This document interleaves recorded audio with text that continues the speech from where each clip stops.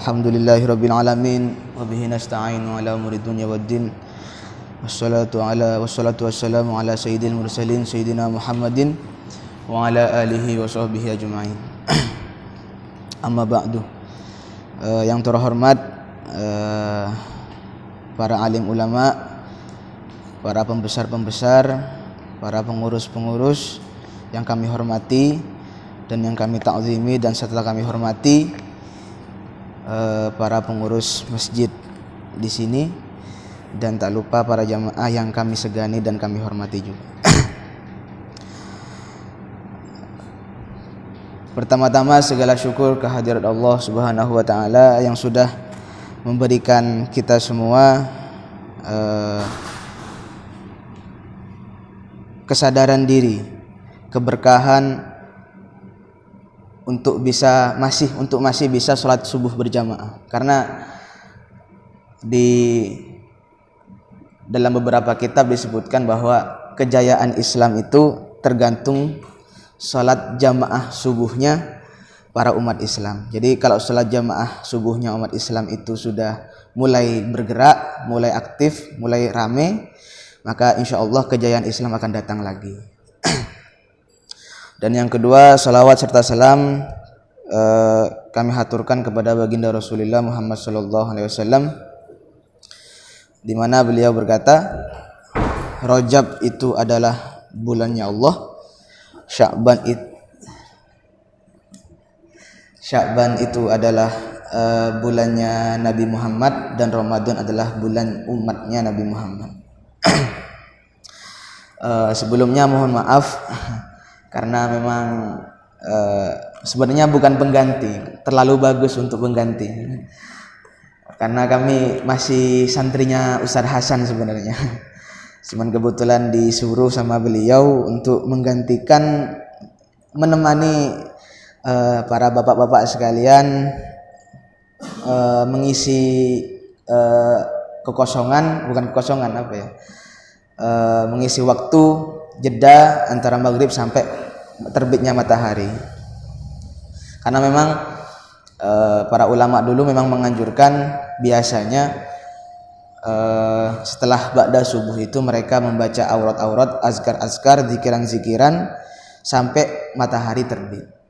Dan juga dan lagi ada kebetulan guru kami di Jawa, yaitu Gus Muhib namanya beliau. Itu beliau begadang setiap malam begadang belajar. Cuman ketika setelah sholat subuh beliau nggak mau tidur, jadi diisi zikiran sampai waktu duha tiba baru tidur. Jadi untuk mengamalkan hadis bahwa Allah itu menurunkan rezeki di pagi hari. Jadi kalau kita tidur, ya insya Allah rezekinya nggak turun, ya. Kurang lebih seperti itu. Mungkin yang kami bahas sebenarnya tidak banyak, karena memang kami bukan pengganti yang sebenarnya. Karena kebetulan di pondok Darut Tasbih ada beberapa gurunya Kiai Hasan yang akan tiba. Jadi kebetulan nggak ada slot yang kosong, akhirnya mau nggak mau kami yang ditunjuk untuk menggantikan beliau di sini. Bismillahirrahmanirrahim. Sebentar lagi kan Ramadan tiba. Jadi ada beberapa hal yang mungkin perlu kami sampaikan. Yang pertama adalah para ulama dulu itu sebelum Ramadan tiba ada persiapan-persiapan yang beliau lakukan. Di antaranya adalah yang pertama, kebiasaan atau persiapan yang beliau lakukan di siang hari untuk menghadapi bulan Ramadan ini. Yang pertama, maksudnya di siang hari itu adalah beliau berlatih untuk puasa terlebih dahulu. Jadi kan ada hadis riwayat Sayyidah Aisyah bahwa Rasulullah itu Rasulullah istakmala siyaman illa Ramadan. Jadi beliau itu tidak pernah menyempurnakan puasa apapun selain bulan Ramadan. Dan beliau katanya Sayyidina Aisyah, aku tidak pernah melihat Rasulullah banyak berpuasa kecuali di bulan Sya'ban. Wa ma ra'aitu aktsara syiyaman minhu illa fi Sya'ban, katanya beliau gitu. Jadi menurut para ulama, Sya'ban itu juga disunnahkan untuk puasa. Karena memang Rasulullah untuk puasa. Di antara hikmahnya adalah untuk mempersiapkan diri, mempersiapkan badan, mempersiapkan mental untuk menghadapi puasa di bulan Ramadan. Jadi kalau kita sudah terbiasa untuk puasa di bulan Sya'ban, entah itu 15 hari, entah itu 20 hari, maka kebiasaan itu akan menjadikan kita terbiasa berpuasa di bulan Ramadan. Karena memang ada hadis tertentu di bulan Ramadan itu yang mengatakan bahwa waman aftara yauman min ramadana min ghairi udhrin lam yaqdihi shiyamud dahri. Jadi orang yang enggak puasa satu hari saja di bulan Ramadan, katanya Rasulullah, itu dosanya enggak seimbang dengan pahala puasa sebulan penuh, setahun penuh. Mohon maaf. Jadi katanya Rasulullah itu orang yang enggak puasa satu hari saja, dosanya enggak puasa satu hari itu enggak sebanding dengan berpuasa full 1 tahun. Jadi enggak tergantikan. Jadi makanya kalau kita sudah terbiasa berpuasa di bulan Sya'ban, maka insya Allah di bulan Ramadannya nanti kita akan enggak bolong sama sekali, full 1 bulan. Yang kedua adalah persiapan di malam hari. Termasuk sunnah-sunnahnya bulan Sya'ban adalah sholat malam, qiyamul lail katanya para ulama itu. Qiyamul lail. Karena di Ramadan pun ada hadis, man qoma ramadhana imanan wa ihtisaban ghufira lahu ma taqaddama min dhanbihi. Dan riwayat lain juga ada kayaumin waladathu ummuh, yang artinya adalah barang siapa yang beribadah malam di bulan Ramadan, itu dosa-dosa yang dahulu akan terampuni, dosa-dosa yang telah lalu akan terampuni.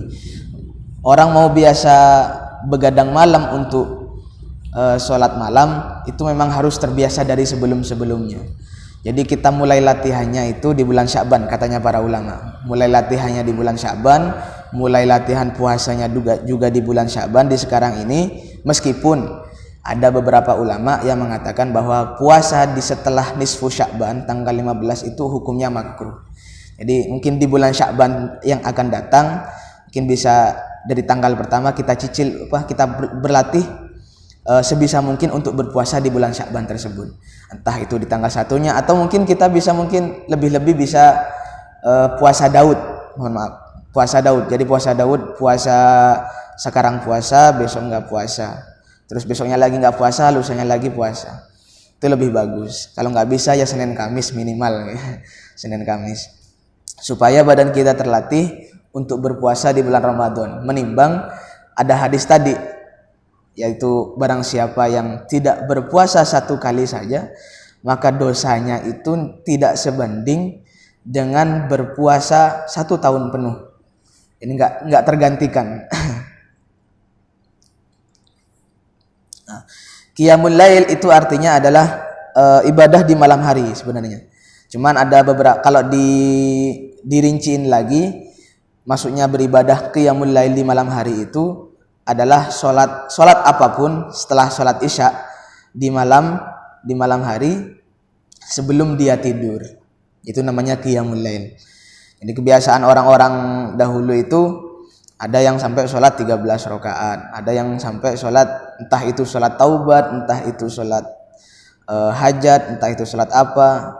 Penting dia sholat malam sebelum tidur. Kalau setelah tidur namanya tahajud.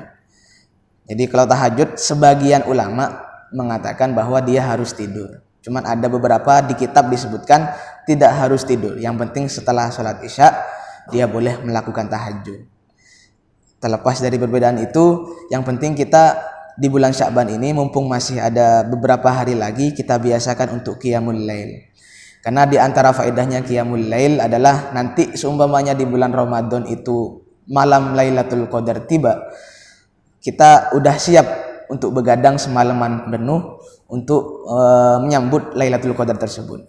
Lailatul Qadar itu menurut sebagian ulama paling mudahnya adalah di 10 terakhir bulan Ramadan. Sebenarnya itu, mohon maaf kalau salah dikoreksi, ada hadis sebenarnya Rasulullah itu mau memberitahu bahwa Lailatul Qadar itu malam ini, tanggal ini. Cuman karena ada salah satu jamaah yang ketepatan waktu itu hadir, bertanya terus, akhirnya Rasulullah nggak mau ngasih tahu dan akhirnya diumumkan. Maksudnya diumumkan itu, ya udah cari Lailatul Qadar di 10 akhir bulan Ramadan. Jadi mungkin di 10 akhir Ramadan kita ibadahnya didobelkan, ditriplekan, begadang semalaman kalau bisa. Untuk seperti itu kita harus berlatih di bulan Sya'ban. Nah, itu persiapan bulan Ramadannya. Makanya kan disunahkan di bulan Sya'ban juga untuk qiyamul lail. Sebenarnya tidak hanya di bulan Sya'ban, qiyamul lail itu juga bagus di bulan-bulan selain Sya'ban, Ramadan.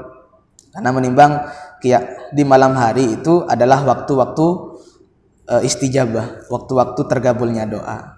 Jadi kalau punya hajat, punya punya keinginan, bisa Bapak curhatkan di malam hari. Pengen anaknya cerdas, alim, bisa dicurhatkan di malam hari. Minimal sebelum tidur mungkin. Sebelum tidur, entah itu salat hajat, salat taubat, 2 rakaat ditutup dengan witir. Kalau seumpamanya Bapak tidak akan bangun setelah tidur itu, maksudnya tidak akan bangun nyampe subuh. Karena witir itu adalah salat pungkasan. Makanya witir, salat pungkasan. Jadi ulama menganjurkan kalau setelah witir dianjurkan untuk tidak sholat lagi. Kalau Bapak pengen sholat lagi, usahakan tidak ditutup dengan witir.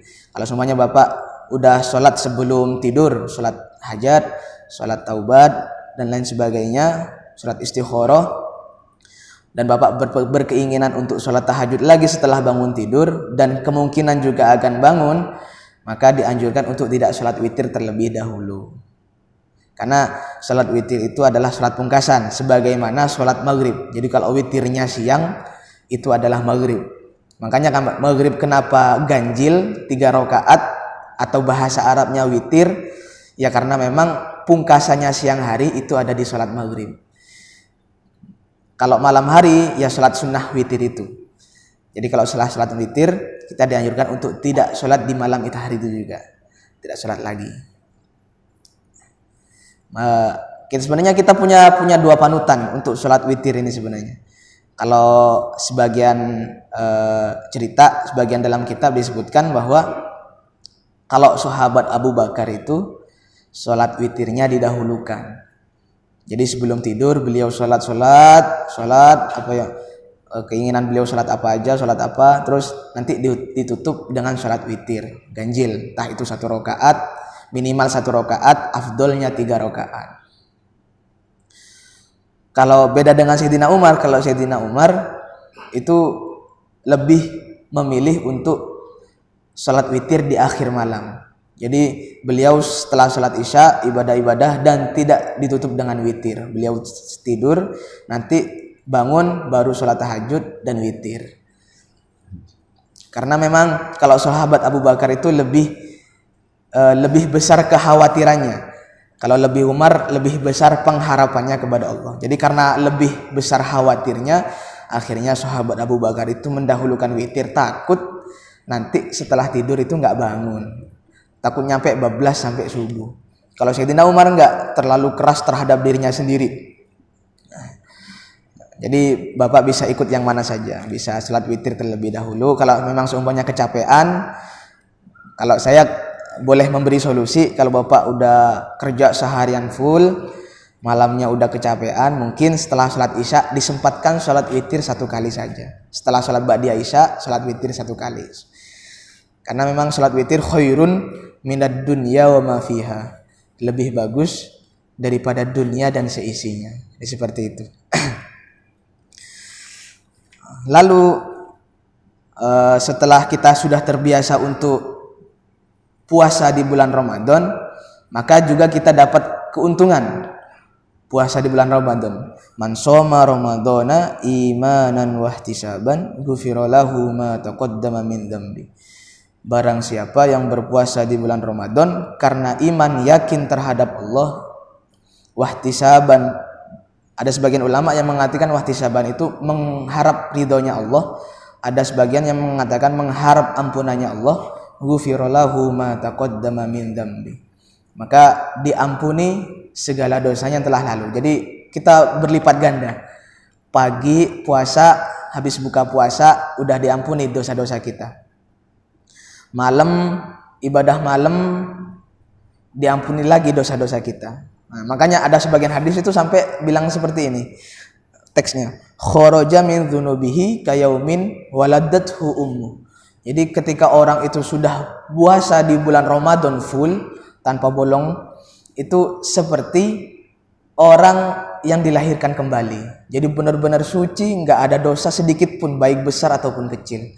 Karena memang tadi pagi sudah diampuni, siang ketika sampai maghrib diampuni, nyampe malam kita ibadah malam juga diampuni. Itu keistimewanya. Lalu belum lagi kita dimasuk malam Lailatul Qadar. Orang bulan puasa saja, kalau kita baca Quran di bulan puasa, kan kalau kita baca biasa baca Al-Quran, satu hurufnya sama dengan 10 pahala.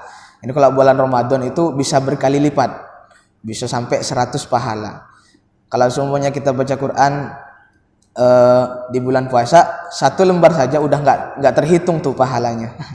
Orang 3 huruf saja udah 300 pahala. Alif lam mim udah 300 pahala. Yasin udah 200 pahala. Kalau semuanya kita setiap maghrib baca Yasin di bulan Ramadan, satu surat full, udah nggak terhitung tuh pahalanya seperti apa. Belum lagi nanti ketika masuk malam Lailatul Qadar yang katanya dalam Al-Quran, khairun min alfi syahrin, lebih bagus dari 1000 bulan. Kita baca Quran 3 huruf itu saja 300 pahala, itu sama saja kita baca 1000 bulan itu. 1000 bulan 3 huruf itu. Khairun, bahkan lebih bagus dari itu. Udah nggak terhitung tuh. Makanya kan termasuk hikmahnya Lailatul Qadar, kenapa kok tidak diberitahu sama Rasulullah, di antara hikmahnya adalah agar kita tidak terlalu meremehkan malam Lailatul Qadar. Seumpamanya kita tahu malam Lailatul Qadar itu di malam ini, niscaya kita di selain malam itu akan santai-santai, tenang-tenang. Oh, orang malam Lailatul Qadar besok kok, sekarang tidur aja lah. Jadi itu hikmahnya kita tidak dikasih tahu malam Lailatul Qadar. Sebenarnya tidak hanya itu. Ada beberapa hal yang memang Allah rahasiakan. Di antaranya adalah ridho beliau, ridhonya Allah Subhanahu wa taala. Kedua, murkanya Allah Subhanahu wa taala, dan yang ketiga adalah kekasihnya Allah Subhanahu wa taala. Jadi Allah merahasiakan itu semua. Jadi Allah enggak ngasih tahu ridhonya Allah itu di mana. Allah enggak ngasih tahu di mana murkanya Allah. Allah enggak ngasih tahu siapa saja di antara manusia ini yang jadi walinya Allah. Kan selama ini kan kita lihat wali Allah itu hanya berdasarkan kuping ke kuping atau melihat mukjizatnya. Itu belum tentu. belum tentu. Kadang ada orang yang bisa terbang, bisa jalan di atas air tapi ibadahnya kurang. Itu bukan wali sebenarnya, tapi itu dukun, lebih ke dukun sebenarnya, Bapak. Jadi kalau kata ulama, patokannya wali itu adalah meskipun menampakkan mukjizat-mukjizat seperti itu, kalau ibadahnya kurang, ya berarti bukan wali. Maksudnya gimana Allah menyembunyikan, merahasiakan ridhonya itu agar umat manusia, umat Islam tidak meremehkan kebaikan sekecil apapun. Jadi kalau kita itu dikasih tahu ridhonya Allah itu ada di sedekah semuanya, maka perbuatan baik selain sedekah akan kita abaikan, akan kita remehkan. Nolong orang, membantu orang, ngapain bantu orang? Orang nggak ada ridhonya Allah. Yang penting saya sedekah biar dapat ridhonya Allah. Itu kan nanti berujung ke sana. Kalau kita seumpamanya tahu ridhonya Allah itu ada di sedekah seumpamanya. Yang kedua, kenapa Allah itu merahasiakan murkanya? Agar kita tidak meremehkan perbuatan buruk sekecil apapun. Sama seperti tadi, seumpamanya Allah memberitahu kepada kita bahwa murkanya Allah itu ada di zina seumpamanya, naudzubillah. Maka perbuatan selain zina akan banyak orang lakukan. Seperti minum minuman keras, mencuri, merampok, menghina orang, dan lain sebagainya. Kenapa kamu mencuri? Gak apa-apa, orang Allah nggak akan murka ke saya kalau semuanya saya mencuri. Yang penting kan saya nggak zina. Orang murkanya Allah itu ada di zina. Nah, nanti imbasnya seperti itu kalau Allah memberitahu murkanya Allah kepada umat Islam. Yang ketiga, kenapa Allah merahasiakan kekasihnya, kewalian seseorang terhadap orang lain? Agar kita tidak meremehkan seorang pun, baik kecil, besar, tua, muda, miskin, kaya, tidak kita remehkan. Kenapa? Allah itu merahasiakan kewalian. Takut kalau kita menghina dia, tahu-taunya dia adalah waliullah. Sedangkan kita kalau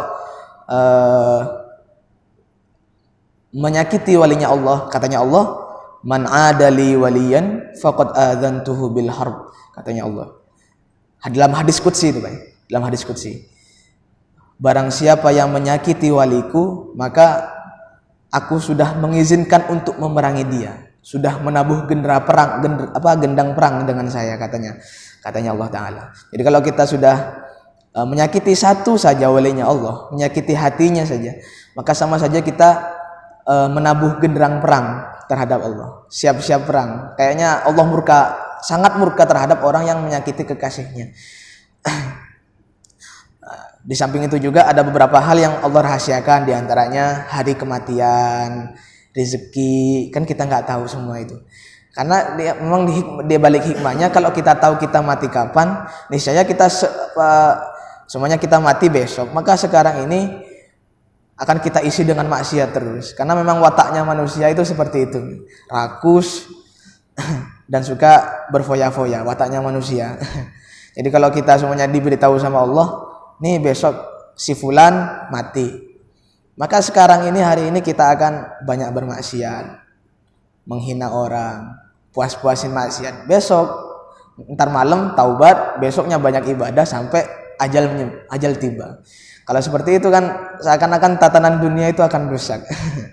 Makanya oleh Allah itu dirahasiakan supaya orang itu berlomba-lomba untuk berbuat baik, untuk mempersiapkan hari kematiannya. Jadi seperti itu, Pak. Untuk puasa, balik ke puasa lagi. Untuk puasa, kalau kita nggak tahu ilmunya, makanya orang itu dinamakan orang puasa kalau dia puasanya sah. Gitu. Man shoma ramadhana imanan wahtisaban ghufira lahu ma taqaddama min dzambi. Orang itu berpuasa Ramadan, yang berpuasa Ramadan, maka dosa-dosanya akan diampuni. Ya, yang puasa seperti apa itu? Kalau orang hanya sekedar puasa, semua orang puasa, nahan makan, orang miskin pun puasa.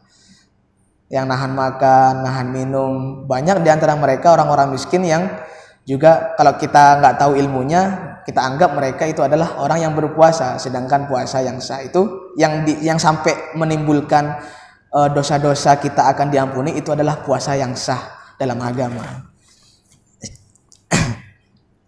Jadi kita harus tahu ilmunya dulu sebelum memasuki bulan Ramadan.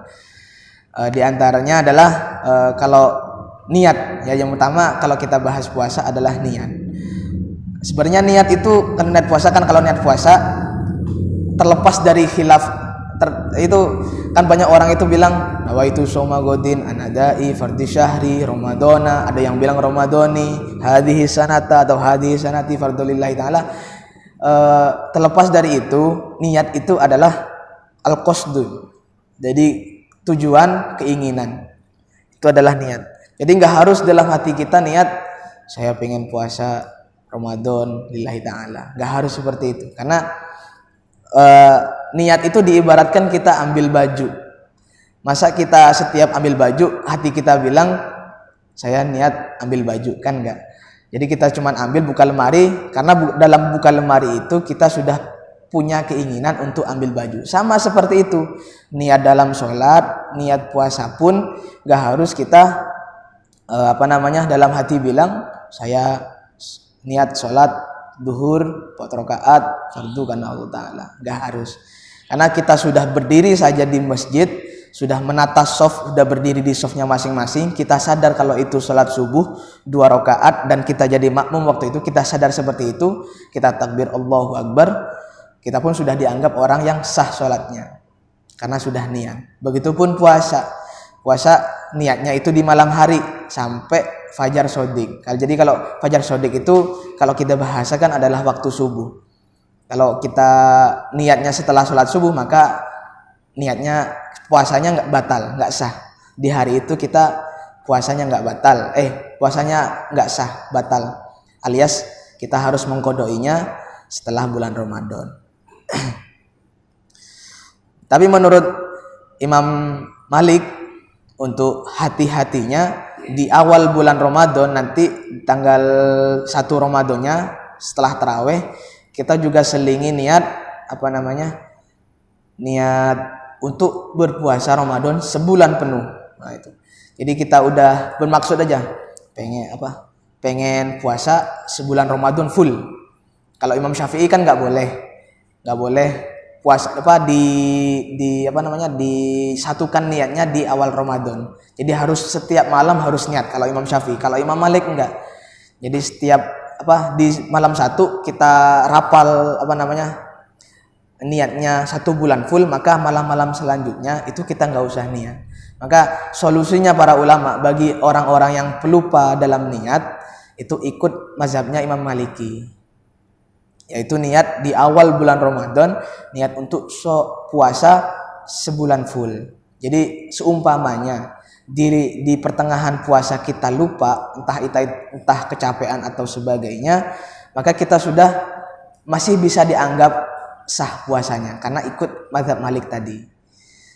Cuman disunnahkan untuk kalau bisa Bapak selain niat di awal tadi, di setiap harinya juga niat. Seperti itu.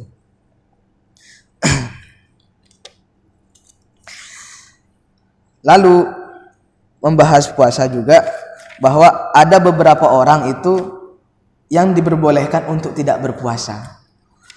Jadi semuanya nih di kerabat Bapak ada yang sakit, yang susah untuk berpuasa, atau lagi perjalanan yang sampai 2 marhalah yang memperbolehkan qashar, atau orang yang tua renta, punya nenek atau masih punya orang tua yang udah tua banget, itu diperbolehkan nggak puasa. Atau orang-orang yang sakitnya tidak kunjung sembuh, itu juga tidak diperbolehkan untuk tidak berpuasa. Begitu juga orang hamil dan orang menyusui, itu adalah termasuk sebagian orang-orang yang diperbolehkan untuk tidak berpuasa. Jadi kalau seandainya ada sebagian dari kerabat-kerabat kita yang sedang menyusui, sedang hamil, maka boleh untuk tidak berpuasa. Hanya saja ada konsekuensinya. Kalau orang itu sakit yang susah untuk puasa, dan atau dia adalah orang yang bepergian 2 marhalah yang memperbolehkan dia qashar, atau dia adalah seseorang yang tua, kalau orang dua itu yang susah puasa sama orang yang bepergian, maka dia hanya diwajibkan qada. Kalau semuanya Bapak punya kerabat yang tua renta, nggak usah qada neneknya itu, Pak. Orang tuanya nggak usah qada, cukup setiap harinya dibayarin fidyah, tebusan atas dia tidak puasanya, yaitu 1 mud to'am. Kalau jadi kemarin tuh sempat dibahas, 1 mud to'am itu sekitar 7,5 on kalau nggak salah itu. Mohon dikoreksi kalau salah. Jadi nggak nyampe 1 liter, 1 liter kurang. Kalau dipasin 1 liter nggak apa-apa. Jadi semuanya kita punya kerabat yang sudah tua renta, nggak puasa nggak apa-apa, asalkan setiap harinya itu dibayar tebusannya 1 mud makanan, yaitu 1 liter beras, bisa matangnya, bisa mentahnya. Cuman lebih bagus mentahnya agar bisa disimpan untuk hari-hari berikutnya. Kalau matangnya kan nanti di hari itu juga atau 2 hari ke depan udah basi, takut nggak dimakan. Kalau orang yang hamil sama orang yang menyusui, maka dia hanya diwajibkan kodok. Jadi kalau semuanya dia menyusui atau dia sedang hamil, dia hanya diwajibkan kodok. Kapan? Ketika dia khawatir terhadap dirinya sendiri. Jadi semuanya dia hamil, kalau saya nggak makan nanti badan saya lemes, berarti kan itu khawatir terhadap dirinya sendiri, bukan terhadap anaknya. Kalau khawatir terhadap anak dirinya sendiri, maka dia hanya diwajibkan kodok. Lain halnya nanti kalau seumpamanya orang yang hamil sama yang menyusui itu khawatirnya terhadap anaknya. Saya nggak puasa lah, takut nanti anak saya kekurangan gizi, takut anak saya nanti nggak sehat dalam perut, takut nanti ASI saya yang diminum anak saya itu nanti nggak bermutu seumpamanya. Maka itu kan khawatir terhadap anaknya. Maka orang yang seperti ini, di samping dia diwajibkan kodok, maka dia juga diwajibkan untuk fidyah, untuk tebusan. Jadi 2 yang diwajibkan bagi orang yang hamil dan menyusui tapi khawatir terhadap anaknya, yaitu dia kodok. Di samping harus kodok, dia juga harus bayar fidyah 1 mud makanan, yakni tidak 1 liter makanan pokok kurang. Makanan pokok, kalau di sini makanan pokoknya beras. Puasa itu ada 2, Pak. Ada puasa umum, ada puasa khusus. Yang dimaksudkan puasa umum itu adalah puasa yang sebagaimana kita biasanya itu, yaitu menahan lapar, menahan dahaga dari terbitnya matahari sampai tenggelamnya matahari. Dari sana, itu namanya puasa umum, puasa yang kebiasaan orang melakukannya. Yang mana kalau sampai puasa yang umum ini kita batal, maka harus mengkodoi. Ada juga yang namanya puasa khusus. Jadi puasa khusus itu adalah puasa batin kita, puasa untuk menahan maksiat. Makanya kan banyak orang bilang, kamu kalau puasa jangan suka ngina orang, terbatal puasanya. Sebenarnya bukan batal.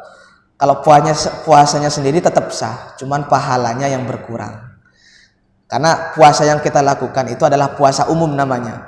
Sedangkan puasa batin kita yang menentukan pahala tidaknya itu adalah puasa batin kita itu. Yaitu mencegah maksiat, menghina orang, mencaci maki orang, melakukan kemaksiatan, melihat orang perempuan atau orang laki-laki dengan syahwat dan lain sebagainya, bohong gitu. Makanya dalam hadis kan disebutkan, kam min shaimin laisa lahu min siyamihi illal ju' wal 'atash wa kam min qaimin laisa lahu min qiyamihi illas sahru wat ta'am. Jadi betapa banyak orang yang puasa itu yang dia dapatkan hanyalah lapar dan dahaga, nggak dapat pahala sedikit pun. Kenapa? Karena puasa khususnya tidak dilakukan. Puasa khususnya itu apa? Menghindari maksiat, mencaci maki orang dan lain sebagainya. Kalau kita kan selama ini kita sebagian masyarakat bilang jangan bohong, ntar batal puasanya gitu. Bukan seperti itu maksudnya. Puasanya tetap sah, cuman pahalanya yang berkurang. Karena mengacu terhadap hadis tadi, betapa banyak orang yang berpuasa tapi yang dia dapatkan hanyalah dahaga dan lapar. Dan betapa banyak orang yang beribadah di malam hari tapi yang dia dapatkan hanyalah begadangnya sama kecapeknya saja, jadi nggak dapat pahalanya. Karena banyak orang begadang bukan dibuat untuk ibadah, dibuat main remi, domino dan lain sebagainya. Itu kan berarti dia meskipun begadang tapi yang didapatkan bukan pahala, yaitu yang didapatkan capek sama begadangnya saja. Makanya kan ada sebagian hadis disebutkan bahwa Rasulullah itu pernah bilang ke salah satu sahabatnya, "Fulan, kamu jangan sampai jadi orang itu," ditunjuk sama beliau. Jangan jadi seperti fulan, disebut mereknya sama Allah, sama Rasulullah. Jangan jadi kayak fulan. Kenapa Rasulullah? Karena orang itu setiap hari begadang, cuman nggak sholat, nggak beribadah. Jangan sampai kamu jadi kayak gitu. Kenapa? Karena itu sama saja merugikan diri sendiri sebenarnya. Begadang iya, ngantuk iya, capek iya, tapi nggak dapat pahala. Itu kan rugi berarti. Makanya jadi saya ulangin lagi, agar dosa-dosa kita di bulan puasa nanti itu diampuni sama Allah, maka kita harus tahu puasa yang sah itu seperti apa. Yang pertama adalah tadi niat di malam hari. Kalau Bapak sering lupa, maka ikut mazhab Maliki, yaitu di malam pertama niat dirangkep niatnya 30 hari. Setelah itu kalau pengen dapat pahala puasanya, usahakan batinnya juga puasa, yaitu menghindari maksiat dan lain sebagainya. Tidur nggak apa-apa. Tidur nggak apa di siang hari tidur, semuanya nggak ada kerjaan, nggak masuk kerja, mending tidur daripada kalau seumpamanya dia bangun akan maksiat semuanya. Lebih baik dia tidur. Karena kalau tidur dan kita tahu bahwa kita itu kalau nanti bangun itu akan bermaksiat, tapi kita lebih memilih tidur, tidurnya itu beribadah. Asalkan diniati, saya pengen tidur lah, ntar kalau bangun saya maksiat terus nih, berarti tidurnya ibadah itu. Karena innamal a'malu binniyat tadi. Kan kalau perkara mubah itu kan nggak dapat pahala. Kita makan, kita minum, itu nggak dapat pahala. Tapi kalau diniati hal-hal yang baik itu dapat pahala. Contoh, kita makan, cuman diniati untuk agar kuat ibadah kepada Allah, agar kuat puasa, agar kuat nolong orang, agar kuat berzikir. Udah 4 niat, maka makan kita itu akan berpahala. Jadi yang awalnya makan itu nggak berpahala, jadi dapat pahala karena niat baiknya tadi. Begitupun tidur. Kita kalau tidur niatnya untuk mengistirahatkan diri agar besok bisa mencari nafkah, mengistirahatkan diri agar besok bisa kuat ibadah, mengistirahatkan diri agar nanti sholat subuhnya bisa berjamaah di masjid seumpamanya, maka tidur kita itu berpahala. Yang awalnya perkara mubah nggak dapat pahala apapun, diniati ibadah dapat pahala.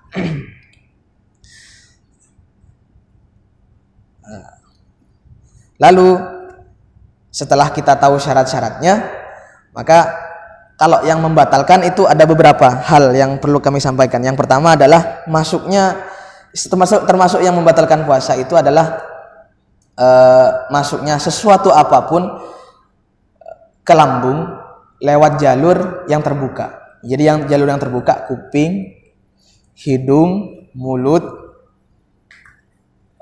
kedua kelamin, mohon maaf, itu adalah jalur terbuka yang bisa sampai ke perut. Jadi kalau ada sesuatu yang masuk di lubang terbuka tersebut, kalau sudah nyampe batas tertentu itu dapat membatalkan puasa. Makanya kan ada dalam kitab itu disebutkan kalau kuping batasannya itu adalah sampai sebelum gendang telinga, bukan gendang telinga kalau kuping. Lengkukannya, saya kurang tahu namanya, mohon maaf. Jadi pokoknya nggak nyampe gendang telinga. Makanya orang itu kalau ngorek kuping itu bisa berakibat membatalkan puasa ketika bulan puasa sebenarnya. Karena khawatirnya nyampe ke batas itu, karena batasnya kuping itu tidak jauh, dekat. Jadi kalau sudah lewat batas itu, meskipun hanya itu adalah cotton bud, itu dapat membatalkan puasa. Kalau hidung itu sampai tulang kalau nggak salah, mohon maaf, tulang. Setahu saya sampai tulang sini. Jadi kalau kita ngupil seumpamanya, mohon maaf, sampai masuk ke dalam, atau seumpamanya swab kan sampai kita masuk hidung sampai ke sini semuanya, sampai ke dalam, itu bisa berakibat batal puasa. Karena batasnya memang sampai sini, dan itu termasuk jalur yang terbuka yang bisa nyampe ke perut. Jadi kalau semuanya kita swab masuk, batal puasanya. Kalau bisa swabnya malam aja setelah buka puasa. Malam puasa kan berlaku 3 hari kalau nggak salah.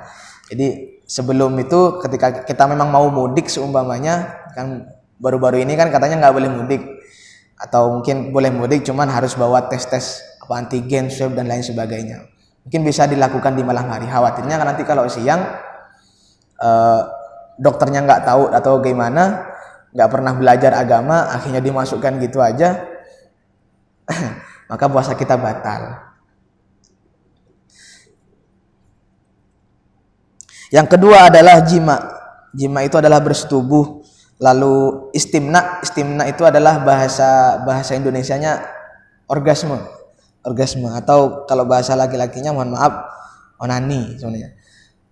Itu adalah hal-hal yang membatalkan puasa. Kalau lihat saja kemudian lihat tanpa kita memegang kemaluan terus tiba-tiba keluar, itu tidak membatalkan.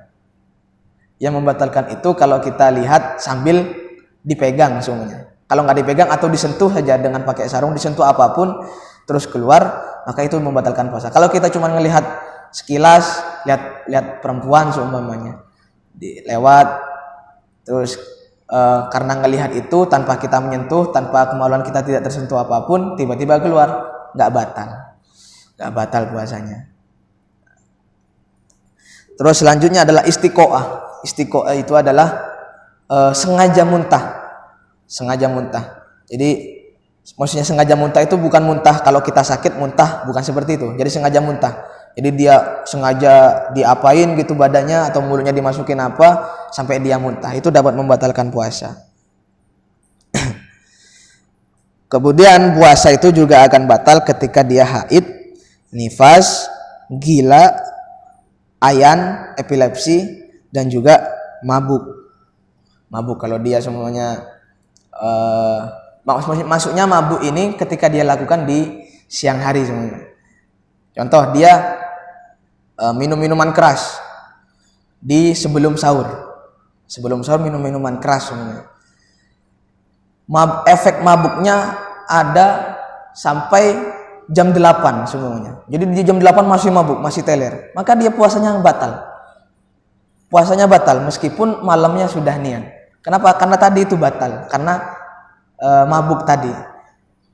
Lain lagi kalau seumpamanya dia mabuk, tidur, bangun jam 5 sudah sadar semuanya. Jam 5 sudah sadar, maka puasanya sah apabila niatnya dia sudah niat, entah itu niat yang ikut madhab Maliki atau niat yang madhab Syafi'i. Makanya kan hikmahnya tadi, gunanya kita ikut imam madhab Maliki itu tadi, seumpamanya kita terlalu senang sampai lupa niat dan sebagainya, maka masih bisa tertolong dengan niatnya madhab Maliki tadi. Kita nggak puas, kita belum niat tuh ala madhab Syafi'i, kita tetap sah puasanya karena di awal tadi sudah kita rangkap niatnya 30 hari seperti itu. Jadi itu diantara adalah ketentuan puasa. Jadi kita harus tahu dulu sebelum kita masuk bulan puasa agar puasa kita itu sah dan dapat mengakibatkan dosa-dosa kita itu terampuni. Karena mengaca kepada hadis yang itu, naumul alim khairun min alfi abidin. Jadi katanya itu tidurnya orang alim itu lebih ditakuti sama setan, lebih bagus daripada ibadahnya 1000 orang. Alasannya kenapa? Karena kalau orang alim itu tidur, kalau sudah sampai diganggu setan terus bangun, maka ibadahnya itu akan benar-benar mengganggu setan. Lain lagi dengan orang yang ahli ibadah cuman gak alim, jadi dia hanya sekedar ibadah meskipun dia nyampe 1000 rakaat, meskipun dia jamaahnya ada 1000, tapi mereka gak ada yang alim satupun. Itu kata setan, lebih baik orang yang tidur ini, saya lebih takut bangunin orang yang tidur ini daripada orang yang beribadah 1000 tadi gitu. Karena memang kalau sudah dibangunin, sholatnya mereka itu sah, maksudnya sah itu sesuai anjuran agama, dan itu benar-benar mengganggu setan gitu Pak. Lain lagi sama orang yang tidak hanya ahli ibadah, hanya tahu sholat itu seperti ini tanpa rinciannya seperti apa, itu akan mengakibatkan setan nggak telah dipikirkan, bodoh amat katanya. Orang belum tentu sholat mereka sah gitu, karena belum tentu sholat mereka sah. Makanya kalau kita puasanya sah, maka tidur kita itu pun akan ditakuti setan. Tidur kita nanti di siang hari itu ditakuti setan. Karena kalau dibangunin terus dia ibadah di siang itu, ibadah, baca Quran, sholat dan lain sebagainya, itu lebih ditakutkan sama setan. Makanya tidurnya pun naumus shaim ibadatun, katanya seperti itu. Tidurnya orang yang berpuasa itu ibadah. Jadi mungkin sampai sini dulu Pak. Ada kurang lebihnya mohon maaf. Kalau ada pertanyaan disilakan. Kalau kami tahu kami jawab. Kalau tidak tahu mohon maaf kami bilang tidak tahu. Karena memang kami diajarinya seperti itu. Diajarin kalau memang tidak tahu ya bilang tidak tahu. Terus karena memang mengaca dalam kitab juga, Imam Malik itu pernah ditanya beberapa masalah, puluhan masalah.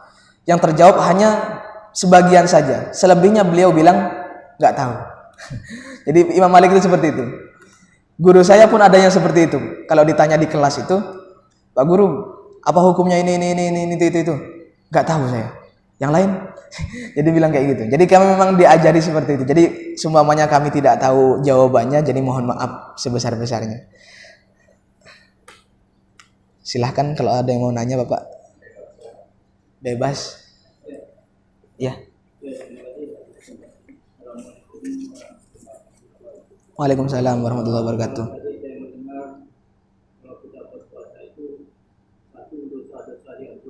G. Itu pertanyaan. Itu yang pertama.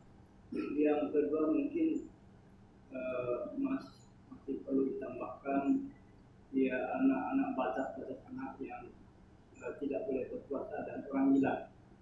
Orang gila itu memang tidak boleh berpuasa. Itu yang perlu ditambahkan.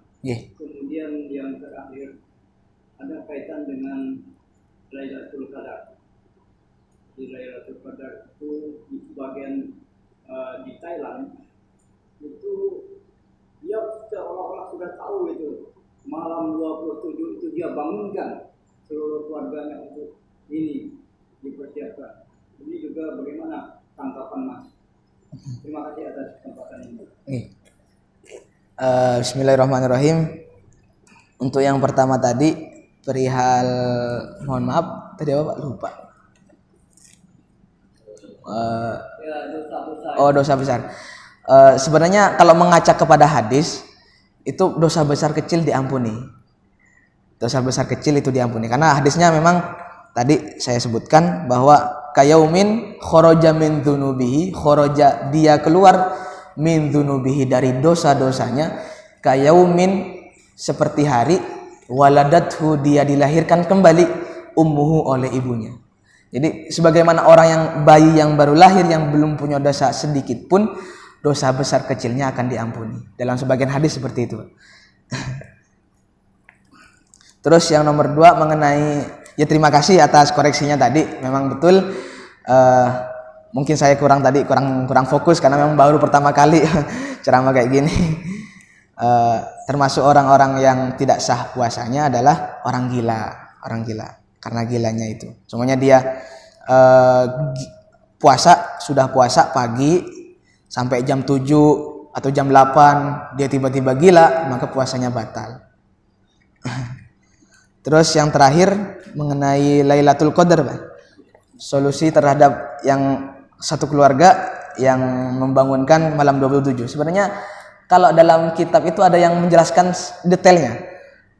Cuman saya kurang begitu hafal tanggal-tanggalnya. Ada yang bilang setiap tanggal ganjilnya. Jadi 21, 23, 27, 29. Ada yang bilang seperti itu. Ada yang bilang menurut, kalau nggak salah mohon dikoreksi, Imam Ghazali kalau nggak salah bilang tergantung mulainya puasanya. Jadi kalau mulai puasanya itu hari Senin, maka Lailatul Qadarnya itu tanggal sekian. Cuman saya lupa, mohon maaf sebenarnya. Saya lupa. Kalau mulainya hari Selasa, nanti Lailatul Qadarnya tanggal sekian. Itu ada itu. Cuman mengaca itu menurut para ulama. Cuman lebih gampangnya mungkin, lebih hati-hatinya, kita mungkin bisa ambil di pendapat ulama yang mengatakan bahwa kita ambil yang ganjilnya saja. 21, 23, 25, 27, 29. Mungkin solusi saya tetap seperti itu mungkin Pak. Jadi karena memang Lailatul Qadar itu tidak ada orang yang tahu. Itu pun Ada yang bilang pendapatnya Lailatul Qadar yang seperti itu menurut Imam Ghazali itu adalah pendapat yang dhaif. Ada yang bilang seperti itu.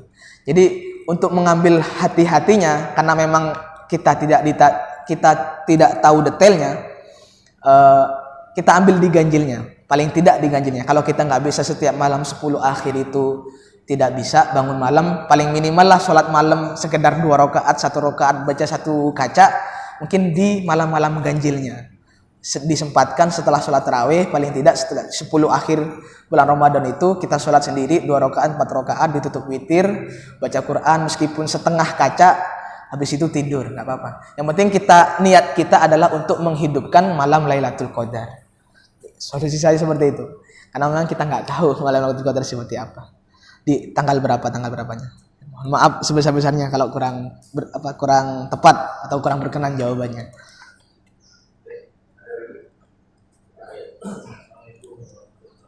Assalamualaikum warahmatullahi wabarakatuh. Menyatakan bahwa yang membatalkan puasa itu yang masuk yang lubang terbuka sampai ke perut di bawah saya. Iya. Ke lambung ya. Iya. Tadi yang surat itu kok bisa batal? Padahal istilahnya ada yang ke lambung. Ya. Jadi Bismillahirrahmanirrahim. Jadi maksud kami itu adalah lubang terbuka yang jalurnya itu nyampe ke perut, bukan sampai ke perut. Maksudnya alat bendanya itu nyampe ke perut, enggak. Jadi lubang terbuka jalurnya nyampe ke perut. Jadi kan kalau makanya batasan hidung itu kalau cuman sampai sini nggak apa-apa. Cuman kalau sampai, makanya ulama itu ngasih batasan-batasan. Kalau sudah nyampe itu udah termasuk jalur dalam yang sampai ke perut. Nah, jadi batasannya kalau sampai tulang sini tuh. Kan ada tulangnya itu. Kalau sampai sana masuk itu berarti membatalkan puasa. Kurang lebihnya seperti itu. Mohon maaf sebesar-besarnya.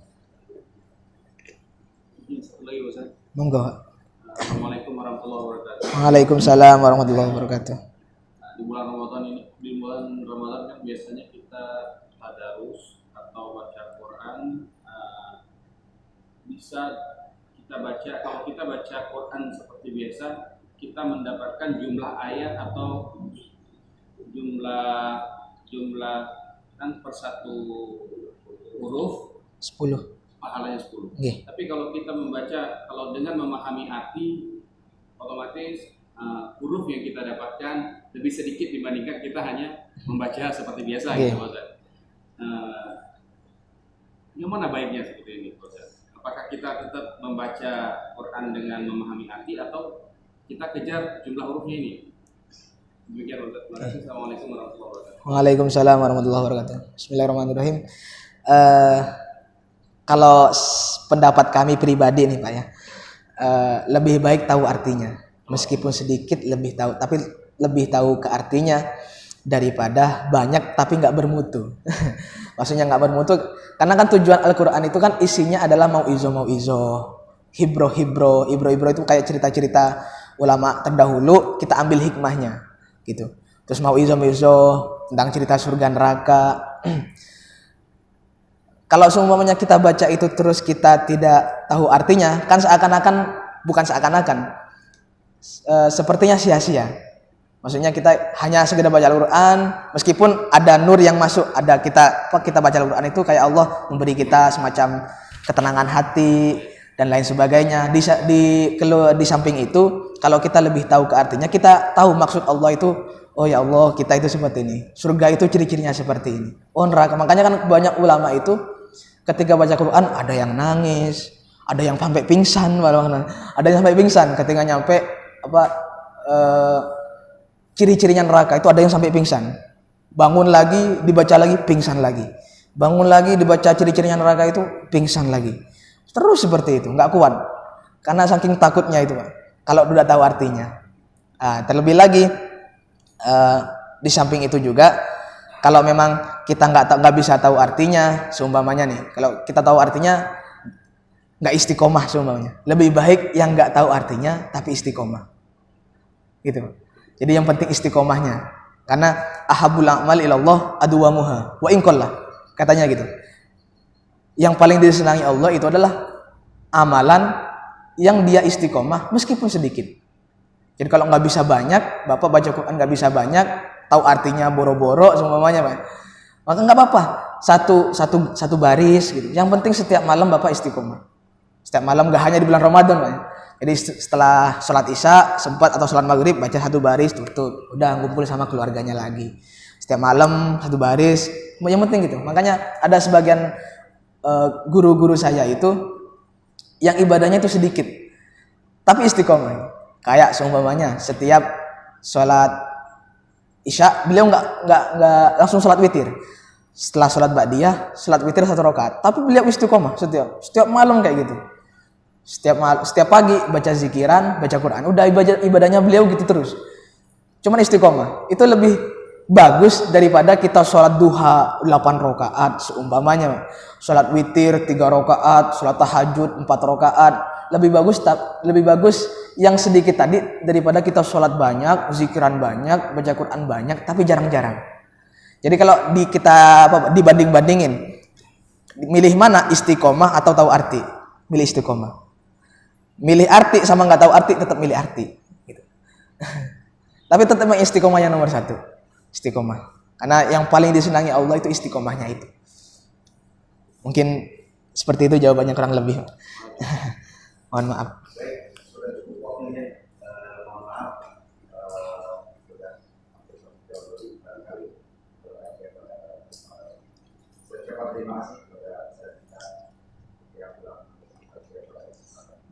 Mari kita bersama-sama duduk dengan doa.